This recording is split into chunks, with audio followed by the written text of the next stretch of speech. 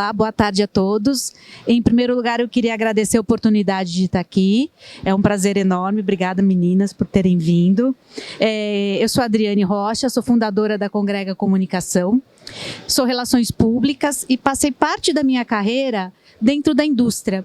Eu passei 12 anos à frente da área de Relações Públicas da Ford Brasil.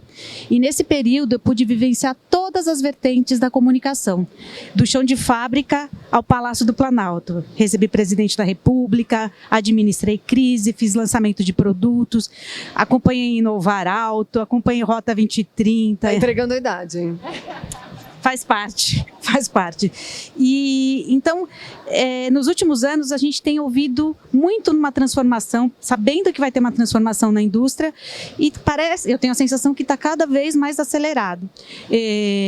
Eu saí da Ford já tem 7 anos, mas eu continuei acompanhando a indústria, fazendo trabalhos de consultoria para Citrosuco, Kellogg e Oship Maxion.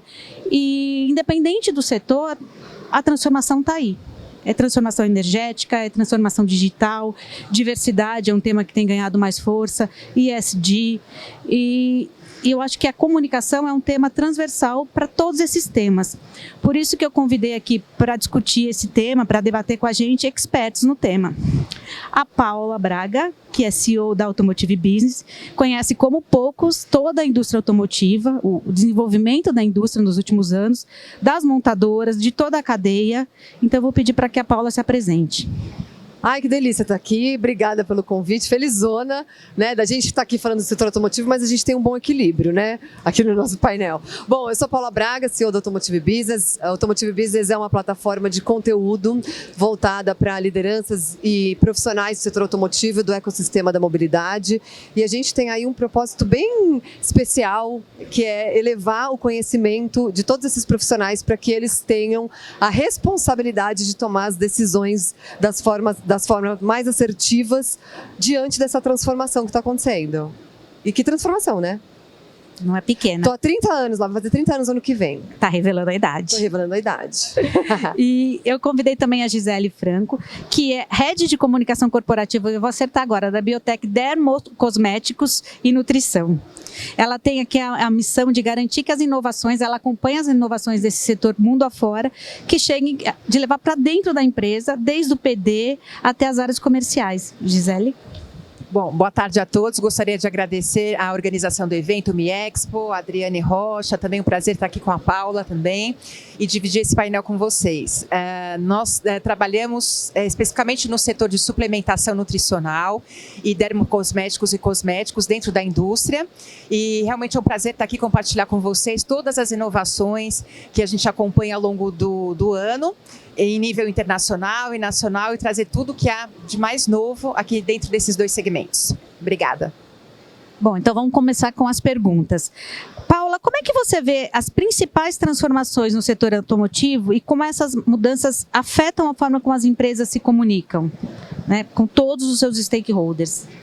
É interessante essa pergunta porque a gente está em constante transformação, mas eu acho que recentemente a tecnologia impulsionou muito, né, e acelerou muito essas transformações, especialmente no setor automotivo e no setor também editorial, porque a gente está transitando nos dois. Então acho que tem um desafio aí mútuo para a gente nisso aí.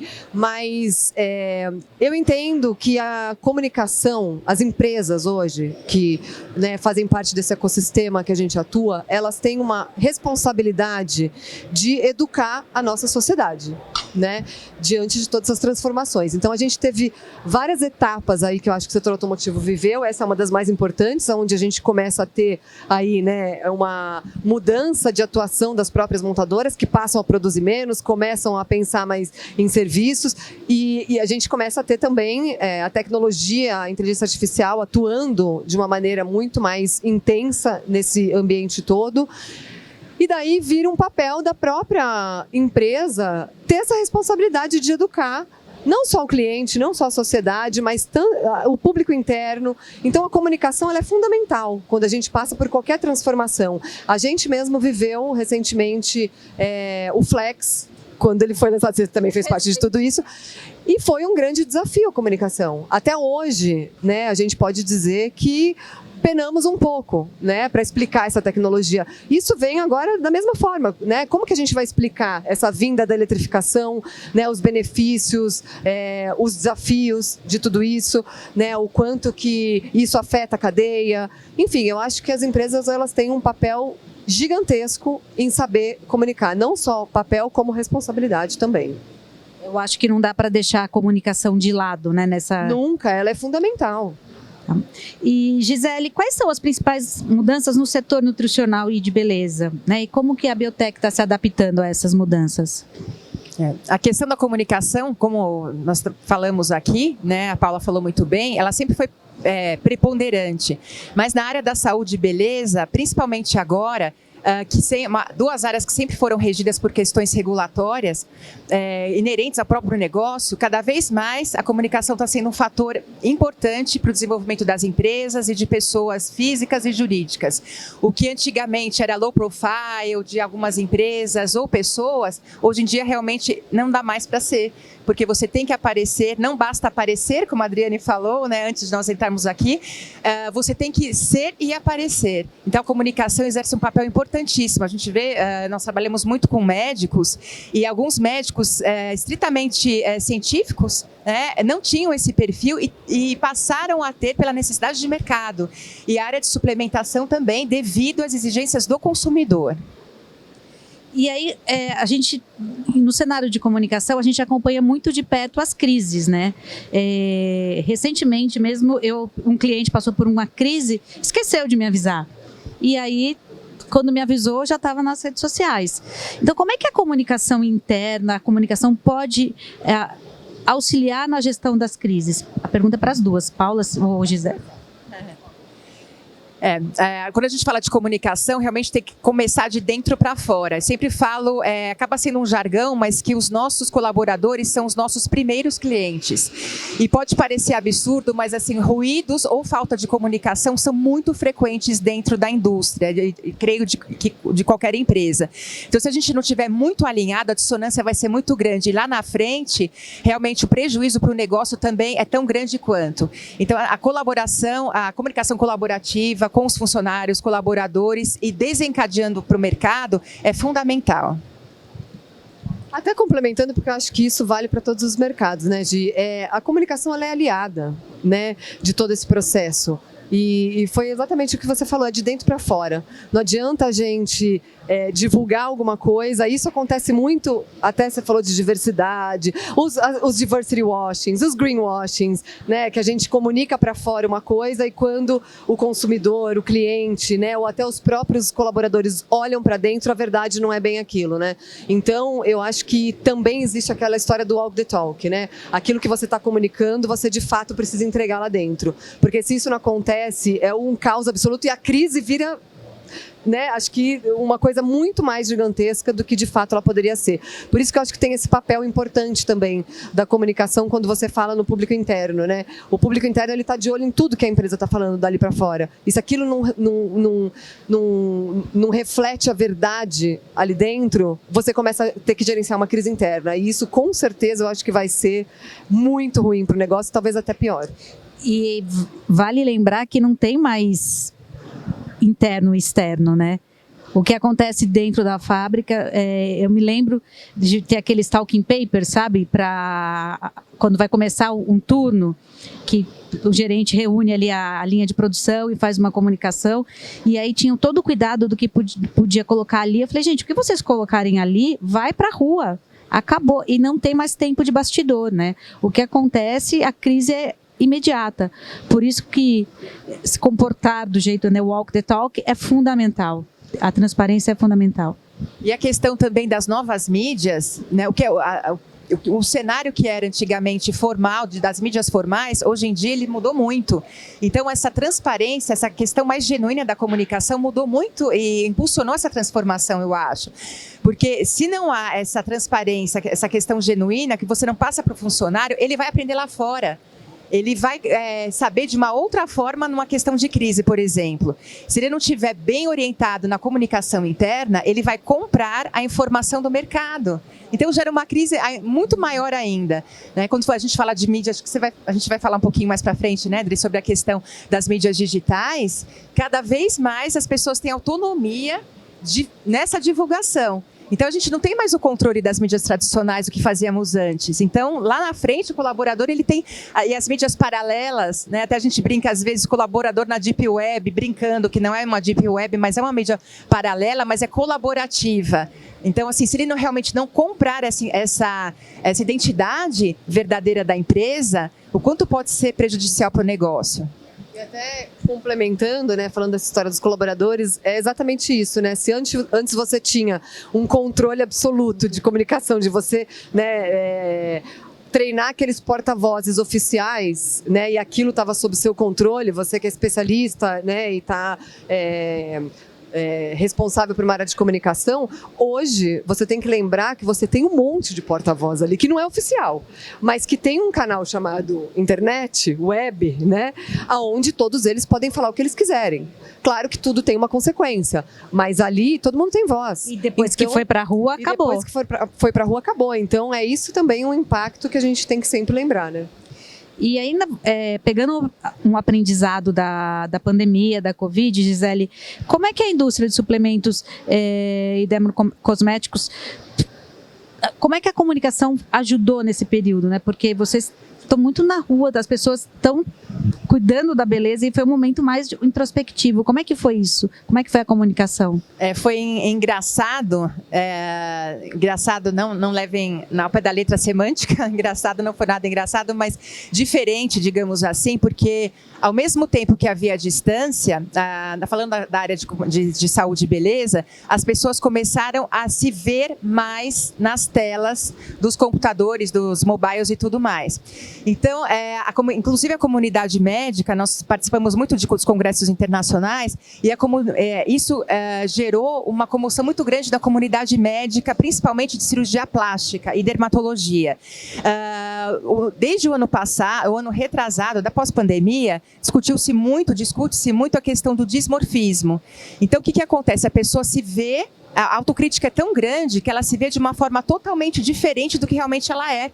E aí o consumidor, o paciente, passou a ter uma imagem realmente distorcida, né, da própria imagem.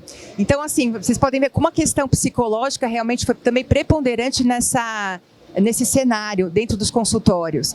Então, assim, a ponto de a comunidade médica chegar realmente a fazer um movimento de conscientização psicológica desses pacientes. E a questão dos filtros também. Esse ano nós fomos no Congresso Mundial de Dermatologia em São Diego e os médicos falaram muito a respeito disso e a indústria cosmética e dermocosmética fez um movimento de #NoFilters. No sentido de, sim, para os filtros solares, logicamente, e não para os filtros das mídias sociais, porque isso causou realmente uma descompensação entre os pacientes e os indivíduos. Então, realmente, essa questão da comunicação muito, muito importante, levando até a questão do desequilíbrio emocional. Que interessante, né, essa história, porque acho que a gente pensava um pouco o contrário. Eu sempre falei que o filtro que faltou na vida era o filtro pra gente, na hora das lives, e isso aconteceu automaticamente, porque a gente foi obrigado também a ter que ficar se arrumando. Até hoje não inventaram esse filtro, né? Tem pra foto, mas não tem ali pra live, né? Pra gente, né, nas reuniões e tudo mais. Mas que interessante esse movimento, porque eu acho que, no fundo, a gente não tendo acesso a esse tipo de estudo, eu pensava que era completamente o contrário, né? E talvez tenha acelerado esse processo que está acontecendo agora, que é essa distorção de imagem e essa depressão, né, coletiva que está acontecendo. E agora a volta para o presencial, porque acabou o híbrido, acabou o home office 100%, é um híbrido e muitas das empresas estão voltando para o presencial. Então, ainda a gente está nessa fase de amadurecimento pós-pandemia. Mas vamos falar um pouquinho de tecnologia. Como que é o avanço da inteligência artificial, Big Data? Como é que você vê, Paula, essa utilização dessas tecnologias? Qual o impacto na indústria automotiva e principalmente na comunicação, para melhorar a eficácia da comunicação? Bom, o impacto da inteligência artificial, acho que em todos os segmentos é gigantesco, né? E a gente, se for olhar para o nosso, né? A gente pode olhar de vários ângulos tudo isso, né? Mas olhando especificamente para a comunicação, a inteligência artificial ela pode ser uma grande aliada, mas ela precisa ser bem usada, né? Porque uma coisa que tem acontecido muito é a má utilização, que distorce um pouco também, né, o seu posicionamento de marca, os seus valores, o seu tom de voz, né? Então você acaba se perdendo muito se você não utiliza da melhor forma, né, nesse sentido, e você acaba distanciando também aquele teu posicionamento e a tua marca, muitas vezes, daquela essência dela. Né? Então, se você não tem ali, e foi o que a gente teve esse ano em Austin, no SXSW, que é o maior evento de inovação do mundo, e falou-se muito de inteligência artificial.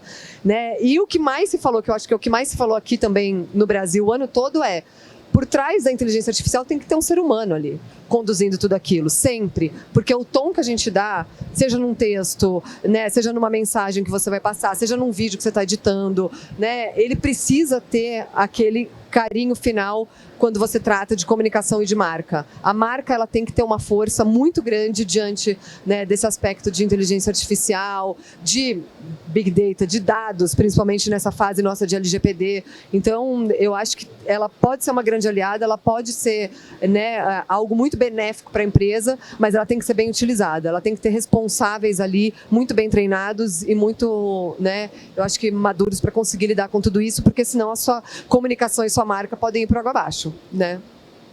E Gisele, como é que a Biotech está aproveitando essas tecnologias para melhorar a comunicação com seus clientes e parceiros de negócios? Tem um case muito engraçado, interessante.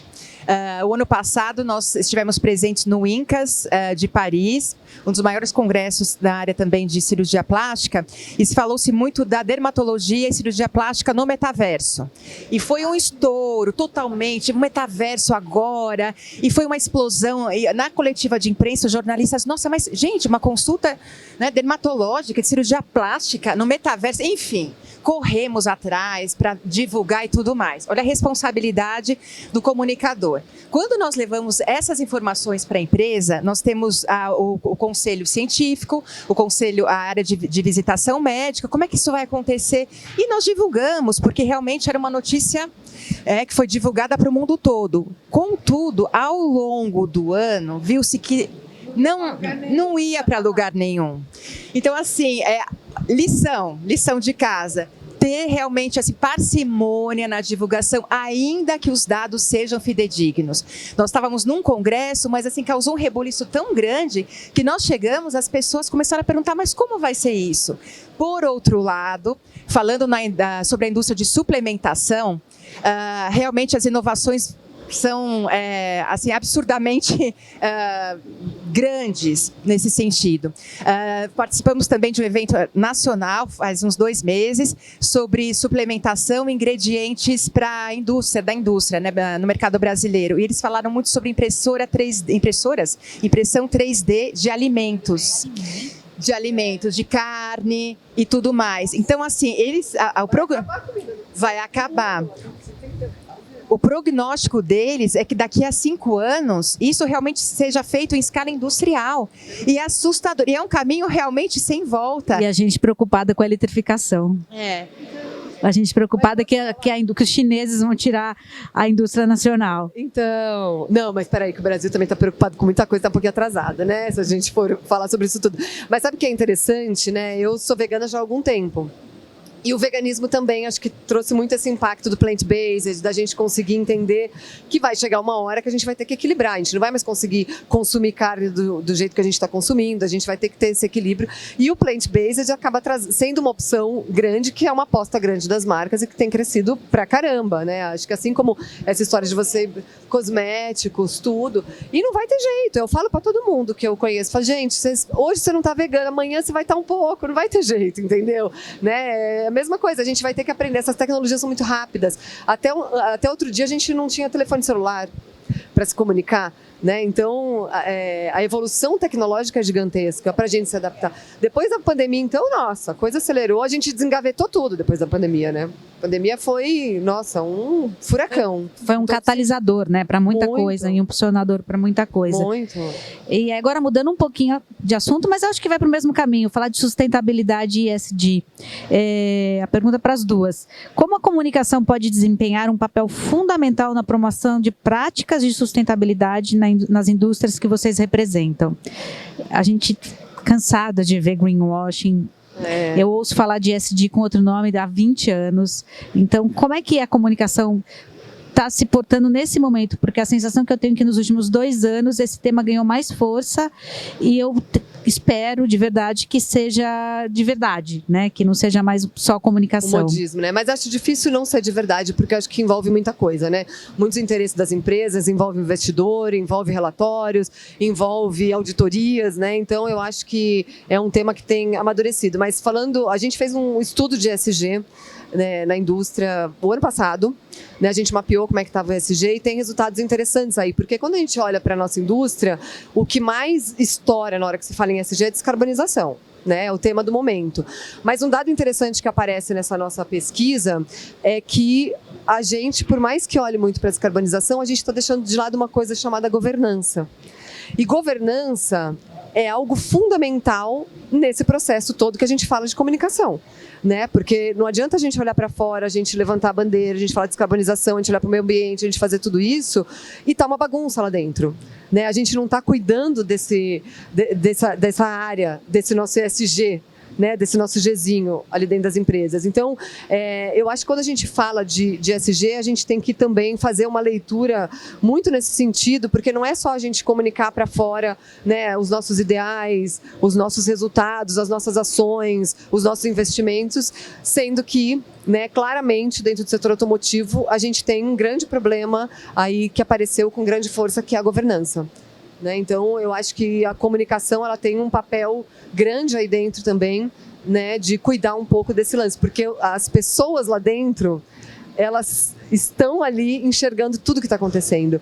E uma coisa que a gente tem percebido muito nesses últimos tempos é que a mão de obra qualificada ela tem sido cada vez mais rara. Né?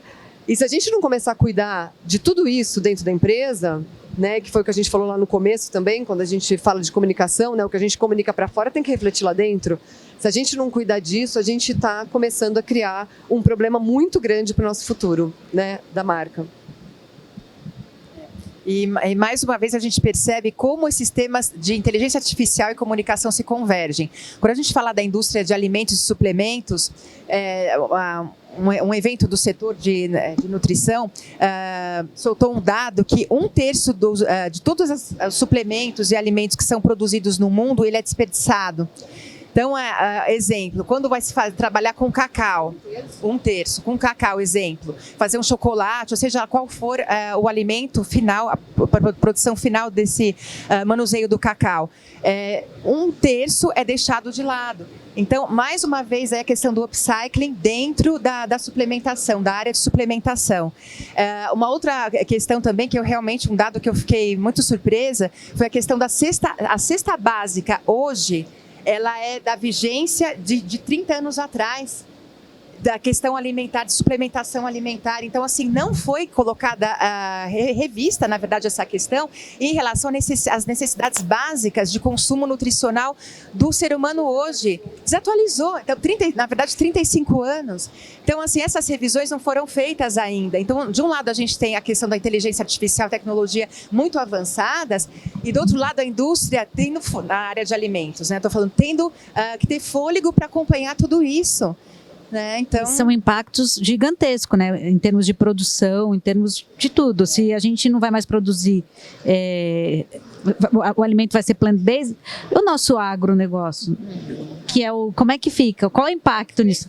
O plant-based, ele ainda traz como base o agro, né? O industrial já é outra coisa, né? Porque daí o industrial também vem com toda aquela camada. É o que a gente sempre fala, até quando você puxa a história da eletrificação, né? A gente fala do carro elétrico, mas daí na hora que a gente vai entender a cadeia como um todo, a produção, tudo, a gente sabe que, né, existe uma grande poluição para a produção do carro elétrico, né? E você comunica lá na frente todas as outras características. Quer dizer, quando você tem esse olhar, né, eu acho que completo das indústrias que a gente trabalha, a gente tem milhares de desperdícios, milhares de pontos que a gente ainda precisa ajustar antes de correr. Mas se a gente também não vai em direção à tecnologia, se a gente não acelera esse ponto, se a gente fica parado tentando resolver, né, esses detalhes do nosso dia a dia que precisam ser resolvidos, se não tem alguém olhando para aquele futuro, ele não entra no nosso radar, né? Porque é isso, quando a gente vai para fora, igual você tem ido para vários congressos, né? A gente que teve lá no SXSW,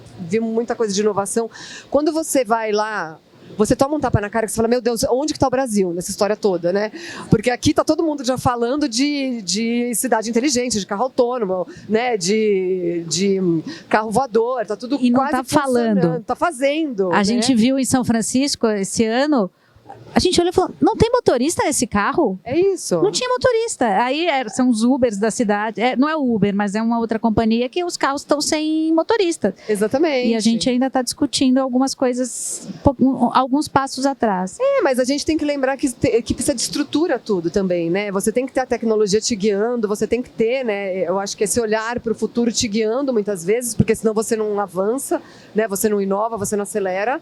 Mas, ao mesmo tempo, você também tem que entender que nem agora, né? A gente pode falar muito de carro elétrico, mas até hoje eu não tive coragem de pegar um carro elétrico e ir até a praia, porque eu fico com medo de repente, a distância não dá, você ainda tem que fazer um monte de cálculo. Quer dizer, existe uma estrutura ainda que a gente precisa, né? Acho que para as coisas funcionarem, que vem antes. Mas é importante a vinda do elétrico, é importante a gente ter a tecnologia, é importante. É importante porque tudo tem que caminhar junto, mas, né, tudo tem sua jornada também para dar certo. E aí a próxima pergunta está muito nesse caminho, que é como a comunicação pode ajudar, né? Como a comunicação no setor automotivo, por exemplo, está ajudando a comunicar os parceiros, todo o mercado dessa transição energética que a gente está vivendo. E aí você falou que está com medo de ir para a praia, eu já olhei para a Marta que está ali, ela sorriu, porque a gente tem um cliente que tem um eletroposto no caminho da praia. E a comunicação precisa ser feita para que as pessoas saibam. E é um eletroposto de recarga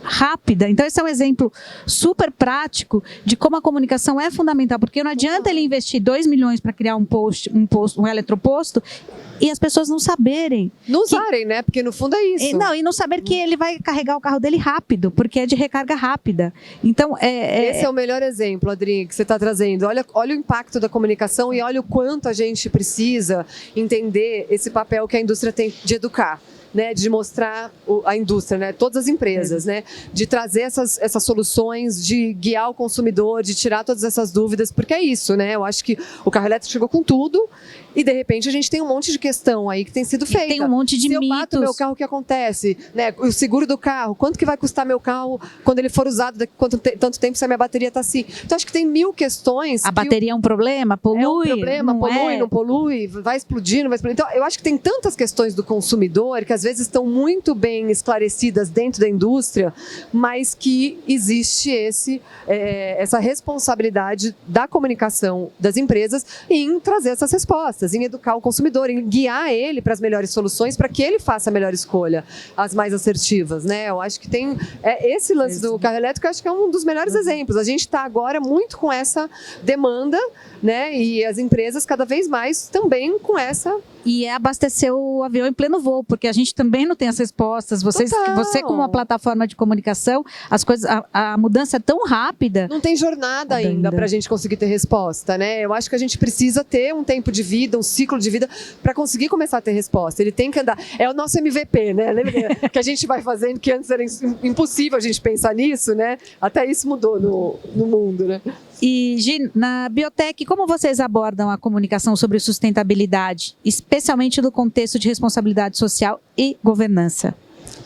No caso, todas as perguntas, Adri, que você está fazendo, mais uma vez se convergem entre os temas. Porque quando a gente fala de inteligência, mais uma vez, inteligência artificial e fala de ESG, me vem à cabeça algumas questões aqui que eu queria colocar sobre exemplo. Quando inteligência artificial, na área médica e na área de dermocosméticos, saúde e beleza, hoje em dia está muito preponderante a questão do diagnóstico de pele por inteligência artificial. O que é sensacional, mas a gente sabe que realmente até a página 2, porque mais uma vez é necessário o médico estar lá dentro. Está dentro desse processo, tá? Focando essa parte do ESG que você falou, tem um dado aqui interessante que até 2060 nós teremos mais de 28% da população com mais de 65 anos. E como a gente vai começar a tratar essa população sobre o tema de comunicação. É interessante porque nós estamos agora internamente com uma campanha focada na saúde da mulher, beleza da mulher após menopausa. E aí, né, a gente trabalha muito com a geração Z e tudo mais. Quando a gente foi ver o mood da campanha, era uma mulher que parecia ter 80 a mais, né, com outras características. Aí a gente novamente reuniu. 30 anos atrás. Exatamente, Paula. Fizemos o debriefing, não é aí. Né? Então, assim, a gente tem que trazer essas mulheres da vida real. Eu tenho quase certeza que na criação tinha um homem. Eu tenho certeza. Tinha, viu, Adri? Tinha. Então, essa é uma questão realmente de ESG, de responsabilidade social, porque de que forma que essa campanha vai chegar para essa mulher? Então, assim, para esse consumidor, como é que ela vai se sentir com aquele estereótipo? Então, realmente uma responsabilidade muito grande nesse sentido, da comunicação informar de forma correta, no sentido de uma forma real, como a sociedade realmente está se comportando hoje em dia. E agora a gente vai falar de um tema que eu sei que a Paula gosta bastante, eu gosto, que é diversidade. Eu me lembro quando eu cheguei na Ford... Eu amo, tá? A gente tinha a fábrica, já existia a fábrica da Bahia, e logo que eu entrei na Ford em 2006, acho que em 2008, 2010, a fábrica da Bahia chegou a ter 40% de mulheres. E o desafio era aumentar o número de mulheres na fábrica de São Bernardo. A fábrica de São Bernardo não tinha vestiário para mulheres. Mas isso era muito comum. Então, assim, é uma indústria extremamente machista, que vem melhorando, vem evoluindo, mas como a fábrica da Bahia nasceu do zero e já mais tarde, ela já foi preparada para uma outra realidade. E eu queria entender como é que você, que na Automotive Business acompanha isso de perto, como é que você vê essa evolução? Evoluiu mesmo? As coisas estão acontecendo? Como é que você vê? Diversidade é um tema bem interessante da gente falar. Que nem eu falei, eu amo porque há 7 anos a gente resolveu criar um movimento de diversidade no setor automotivo. E muito porque é interessante falar até desse começo, né? Por que a gente resolveu criar esse movimento?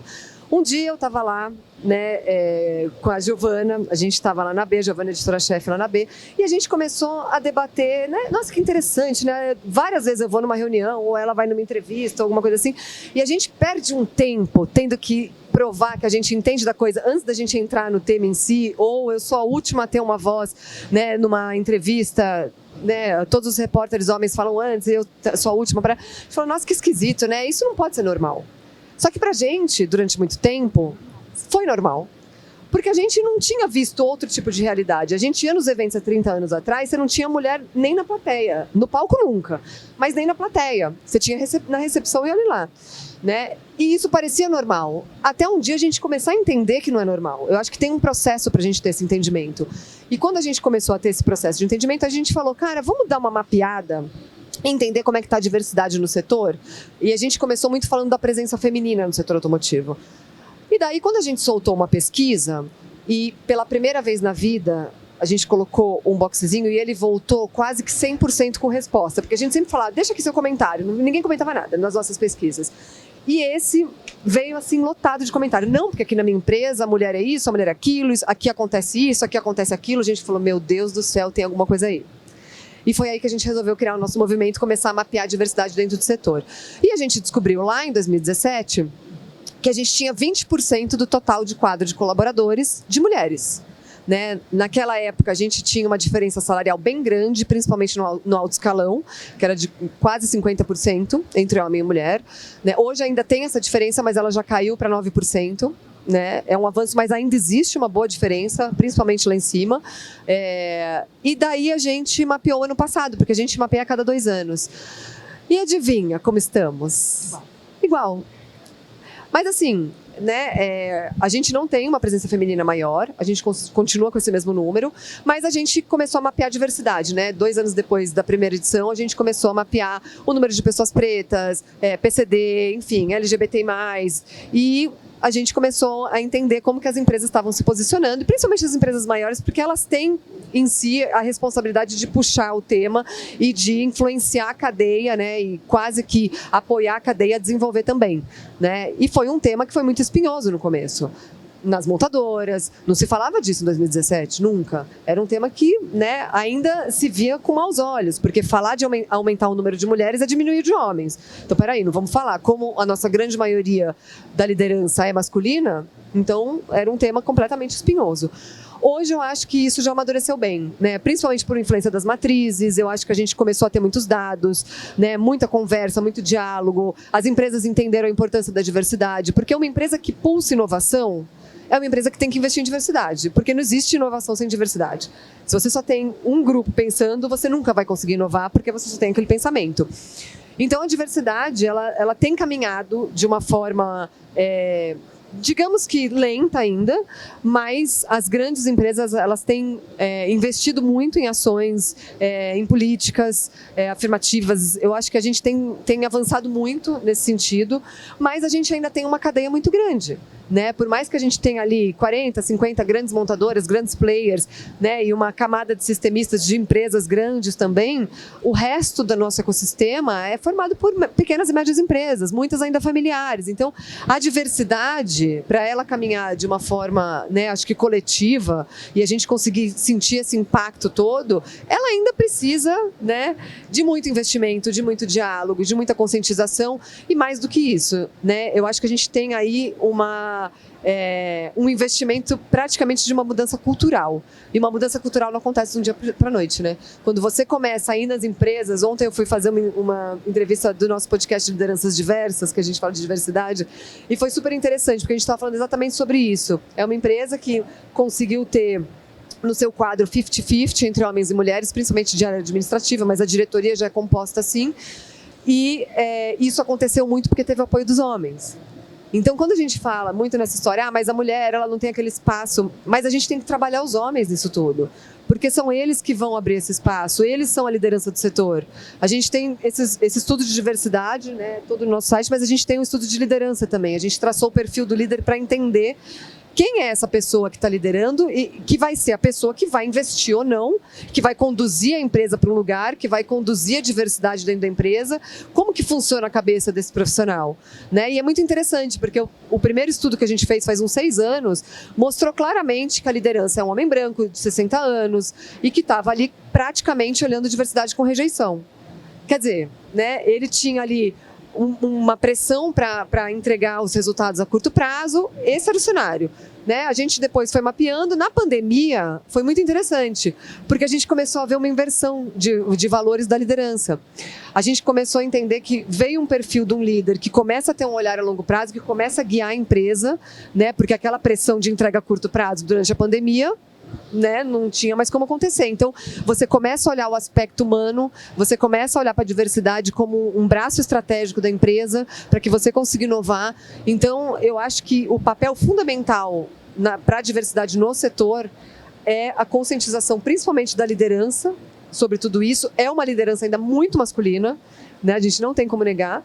E a gente conseguir trabalhar muito como parceiro, né? Os homens, eles precisam estar envolvidos nesse diálogo, não é um movimento feminista, né? É isso que a gente tem que conscientizar bem. É um movimento de sobrevivência, de diversidade.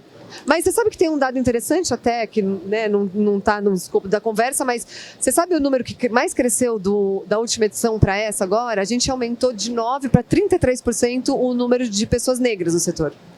E isso é um dado legal, porque a gente começa a ver representatividade social ali, né? Isso é importante também. Enfim, se deixar eu fico falando aqui até o fim. Bom, deixa eu passar para a Gi falar alguma coisa. E Gi, eu tendo a achar que a sua indústria é menos machista, mas é só porque é beleza, só porque é farmácia. Então, Somos quase opostos, né? Mas A Paula estava falando, eu estava pensando, realmente, somos majoritariamente femininas, inclusive na própria empresa Biotech, tanto na parte... Não, mas que bom, né? Tem um equilíbrio aqui, né? Pelo menos. Mas é verdade. Brincadeiras à parte, a Paula estava falando, me veio à cabeça, dentro dessa questão ESG, da questão étnica, nas campanhas de beleza, de saúde e beleza. O que atrás, é engraçado, nem tantos anos atrás, 8 anos, um pouco antes da pandemia, alguns anos antes da pandemia, dentro da área de saúde e beleza, a gente tinha aquele modelo da beleza nórdica, que era o modelo de beleza e que não faz o menor sentido de ser totalitário no Brasil. E tem uma questão bem interessante, falando dentro de casa, mas que é representativa em relação à geração Z. A minha filha faz uns 7 anos, ela tinha uns 10, 11 anos, ela falou, mãe, eu não entendo, existe profissão de modelo? Eu falei, existe, modelo fotográfico, e ela não entendia. Eu falei, gente, ela está com 11 anos, como que ela não entende? Ela falou, mãe, mas espera um pouquinho, me explica. A marca vai lá, contrata uma pessoa com biotipo para ela fazer aquela campanha, e quem se reconhece? Oi? A menina com 11 anos. Aí eu comecei a ver que é uma geração que via que isso não fazia sentido.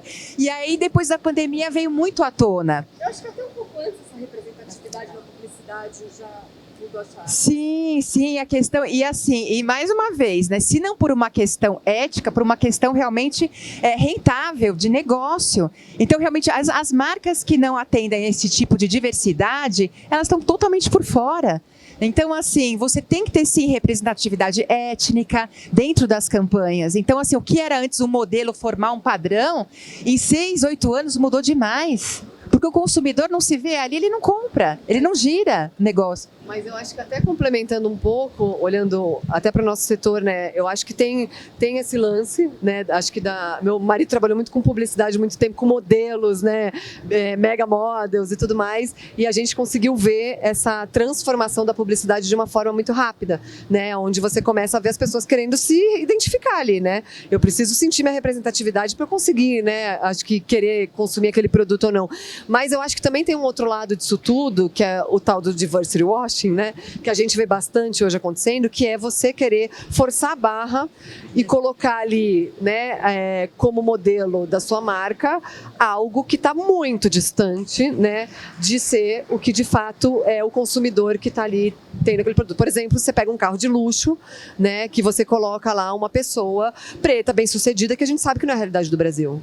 Né? Mas você tem que ter aquela história, você confunde um pouco essa história da diversidade. Então a gente começa a entrar muito nesse lance delicado, que eu acho que envolve muito comunicação, que é saber também ser assertivo nessa hora, né? Porque não adianta você dizer, putz, eu quero investir, né, muito em diversidade e tudo mais, daí você faz uma campanha com um monte de mulher ali empoderada, né, com o teu carro, tudo da história para dentro da tua empresa não tem nenhuma, né? Não tem nenhuma ali no alto escalão, não tem nem... Então, eu acho que também a gente volta para o walk the talk, a gente volta para a essência da marca e não tem problema esse processo demorar. Eu acho que ele tem que ser genuíno. Né? Então, a transformação dentro da sua empresa, ela vai refletir também aquilo que você vai comunicar. Porque não adianta você empoderar as mulheres nos seus comerciais e dentro da tua empresa você não ter isso também. Né? E vice-versa, também não adianta você querer forçar a barra, porque diversidade diz que a gente tem que ter a representatividade social e a nossa população, de fato, mais da metade, se eu não me engano, eu não sei o exato número do IBGE, mas a gente tem muito mais pessoas pretas, né, do que brancas, se eu não me engano, e você querer levar isso forçado para sua marca, para tua comunicação. Se você não está vendendo, isso aqui ele não é o teu consumidor ainda, né? Trabalha esse consumidor, para esse consumidor conseguir encontrar a verdade ali, porque isso pode depor contra também, né? Inclusive, uma coisa bem interessante, Adri, de destacar, nessa questão de representatividade, nós temos vários fornecedores, a grande parte que vem de fora, que estão na Europa, enfim. E quando nós recebemos o white paper deles, mais uma vez, naquela modelo nórdica, europeia, e dentro da companhia onde nós trabalhamos, nós temos um segmento que é a personal care. E, assim, 80% do faturamento vem da área capilar, e dessa área capilar, né, fazendo um corte, 60% de consumidores com cabelo afro-brasileiro. Então, assim, o consumo é muito grande. E as campanhas não refletiam isso. Gente, a grande parte do nosso faturamento vem do consumo. A gente vende, na verdade, nós vendemos as matérias-primas. E as grandes empresas vendendo para o público brasileiro. E eles não são representados na comunicação. Totalmente dissonante, uma coisa teoricamente óbvia, mas que não era feita. A marca que vem de fora, acho que ela também tem que ter muito esse cuidado, né? De você entender o consumidor aqui. Porque diversidade aqui no Brasil, a gente tem essa história das pessoas pretas muito forte aqui, né? Quando você vai para a Europa, você tem o lance do imigrante. Então, a diversidade que você trabalha na sua matriz, talvez ali, ela é de uma forma, e quando você vem para o nosso país, ela é de outra forma. Então, é muito importante a gente ter esse olhar muito cuidadoso, né? Eu participei de um comitê de um dos clientes e a gente falando, né, de subcomitês. Então, de pessoas pretas. E aí, a pessoa do México estava na telinha, olhava pra gente, tipo, do que essa pessoa tá falando? Porque não tem negro lá. E lá é a questão dos índios, né? É uma outra diversidade, é completamente diferente. E lá também eles têm um lance muito machista também, né? A mulher, ela não é muito incentivada a trabalhar, então você já não tem essa história de querer empoderar a mulher, você ter esse trabalho que a gente tem aqui no Brasil. É muito, né? Tem que ter um olhar muito delicado. Eu acho que a gente está acabando o tempo aqui. Tem aqui, ó, não é? Ah, não? Temos aqui. Tem uns 10 minutinhos ainda. Podemos conversar, eu tô aqui de lado. Eu tô aqui de lado. Vamos bater esse papo. E aí eu queria só fazer um wrap-up aqui, porque a gente falou de diversidade, falou de SD, falou de como as pessoas se veem na tela, a distorção de imagem. E aí, em algum momento, eu falei, será que isso tem a ver com o futuro, né, a importância da comunicação de um novo cenário industrial? Completamente, porque isso muda a forma da indústria da beleza produzir. Eu tenho cabelo cacheado.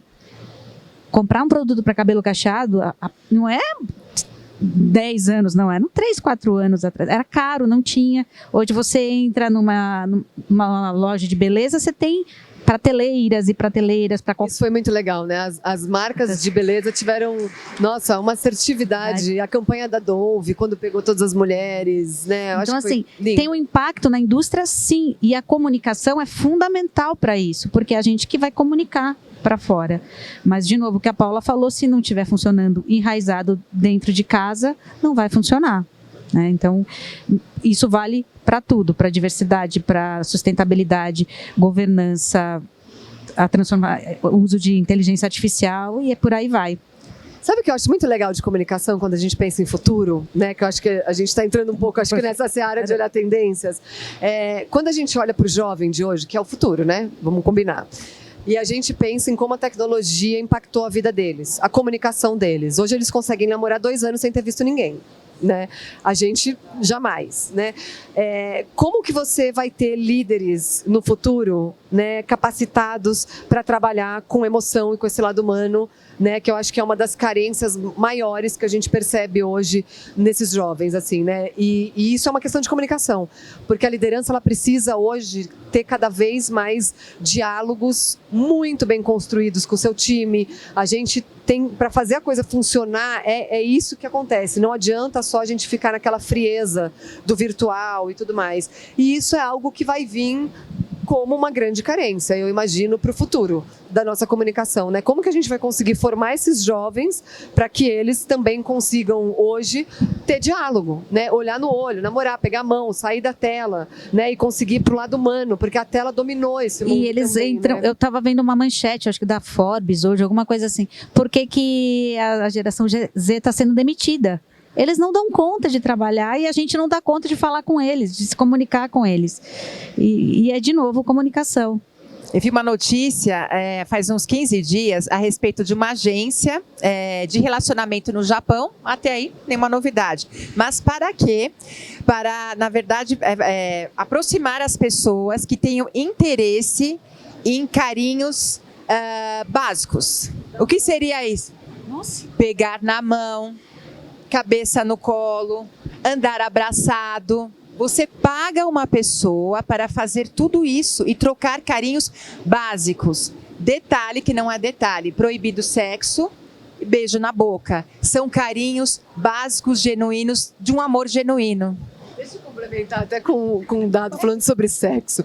Outro dia eu estava vendo que saiu uma pesquisa que os jovens, eles estão fazendo cada vez menos sexo. Os jovens de hoje.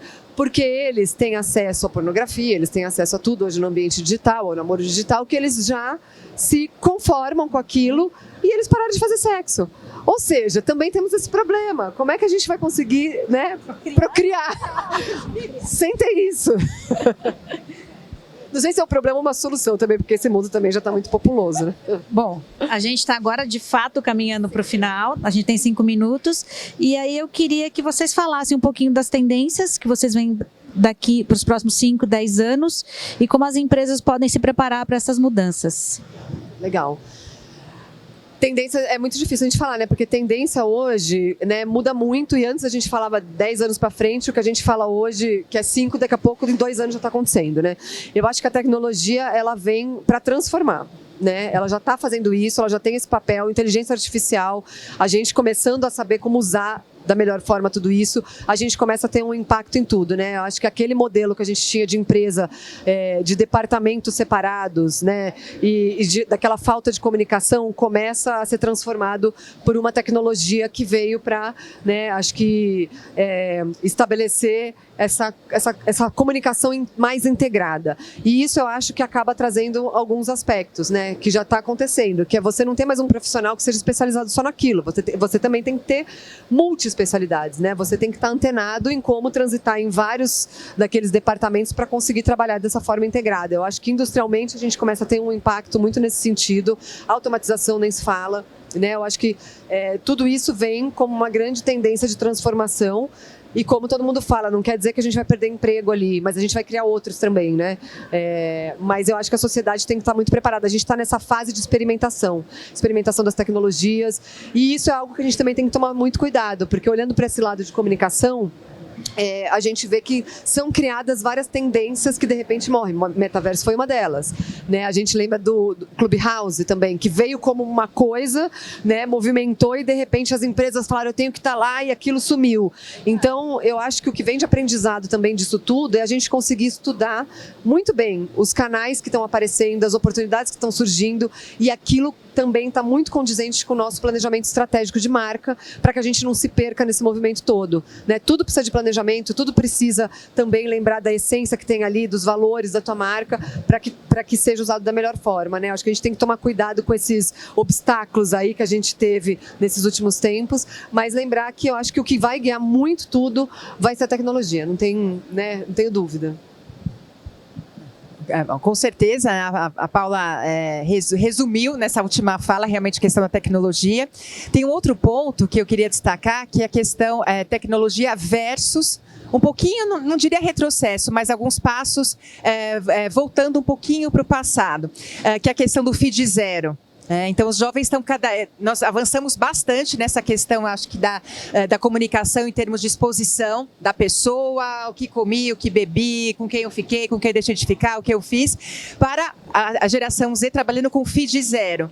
Então, assim, acho que eles estão realmente recuando um pouquinho nessa questão de demonstrar, né, tudo que se faz a todo tempo, e da parte de comunicação, acho que cabe aos profissionais realmente fazerem monitoramento mais assertivo nesse sentido. Então, assim, a gente tem realmente a questão do monitoramento dos sentimentos pelos emojis nas mídias sociais e tudo mais. Quer dizer, será que ele está gostando da comunicação? Será que ele não está, logicamente, pelo engajamento?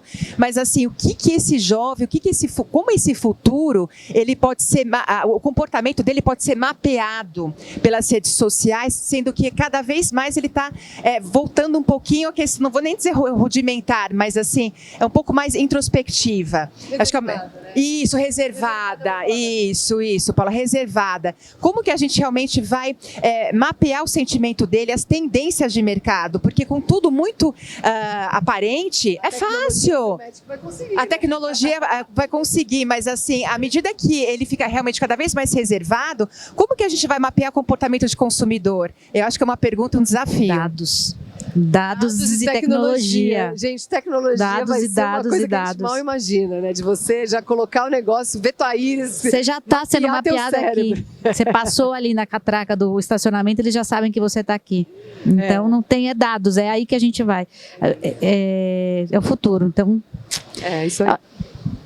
Sim, não, com certeza, mas a questão quando a gente fala de cosméticos, suplementação, a gente tem um viés lá realmente das mídias sociais que a gente consegue muitas vezes chegar antes com a campanha ou ao mesmo tempo quando a gente faz esse monitoramento, né? Então, assim, tem realmente a questão da tecnologia, mas como a gente até falou do metaverso, tomar cuidado e tratar e olhar essa tecnologia realmente com um pouquinho de cuidado para realmente ver o que vai pegar e o que realmente eu acho que inspira um pouquinho mais de cuidado e atenção, né?